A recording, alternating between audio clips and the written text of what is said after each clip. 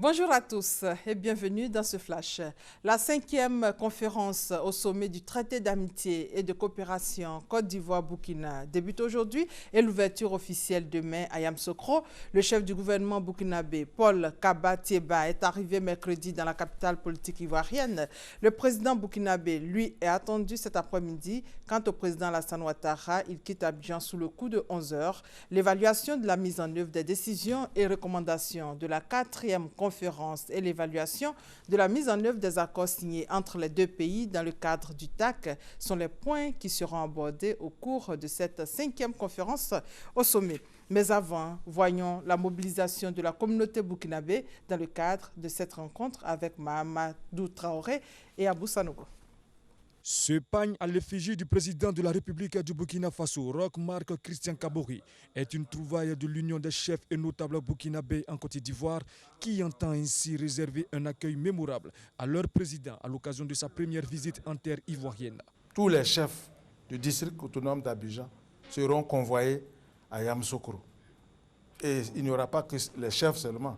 Nous avons d'autres personnes qui feront partie du convoi et nous serons massivement représentés à Yamoussoukro. La chefferie burkinabé en appelle à la mobilisation de tous. Nous profitons pour appeler nos parents à une mobilisation, à une grande mobilisation en vue de recevoir le président du Faso, qui est le président de tous. Il ne vient pas au nom d'un parti, il vient au nom de toute la population burkinabé. Et la communauté burkinabé de Côte d'Ivoire souhaiterait que les gens sortent massivement, tant à Abidjan qu'à l'intérieur du pays, pour lui réserver un accueil chaleureux.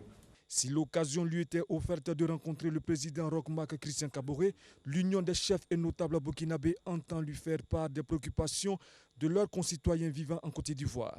Et il s'agit notamment des difficultés liées à la confection des cartes consulaires et la méconnaissance de la loi ivoirienne relative au foncier rural.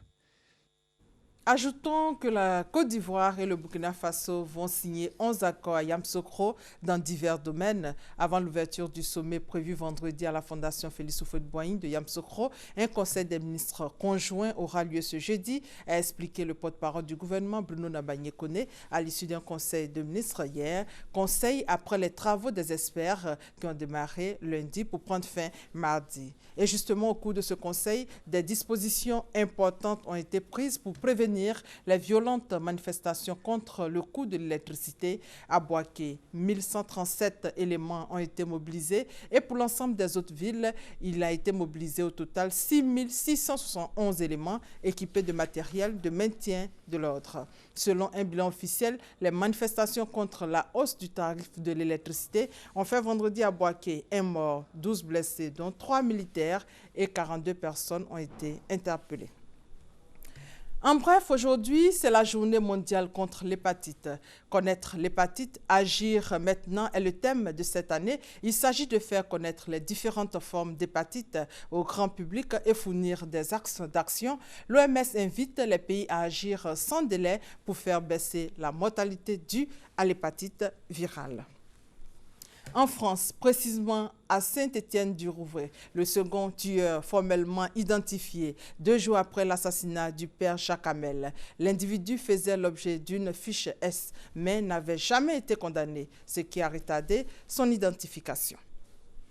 Et pour terminer, Barack Obama s'est exprimé aujourd'hui à Philadelphie lors de l'avant-dernier jour de la Convention démocrate de Philadelphie qui intronisait Hillary Clinton pour la course à la Maison-Blanche. Un long discours qui ressemblait beaucoup à un testament. Le président américain a plaidé la cause de Hillary Clinton. Nous conduirons Hillary à la victoire cet automne, a-t-il affirmé. Barack Obama a exhorté ses compatriotes à porter l'ancienne secrétaire d'État jusqu'à la victoire en novembre lors de l'élection présidentielle. C'est la fin de ce flash. L'actualité revient à 13 h. Actualité qui sera marquée par le 5e sommet du traité d'amitié et de coopération entre la Côte d'Ivoire et le Burkina Faso à Yamoussoukro. Hier, le Premier ministre burkinabé est arrivé à Abidjan et aujourd'hui, le président burkinabé est attendu en Côte d'Ivoire dans le cadre du TAC. Le président Alassane Ouattara, lui, sera à Yamoussoukro dans la mi-journée. On se retrouve donc tout à l'heure. Merci de votre fidélité.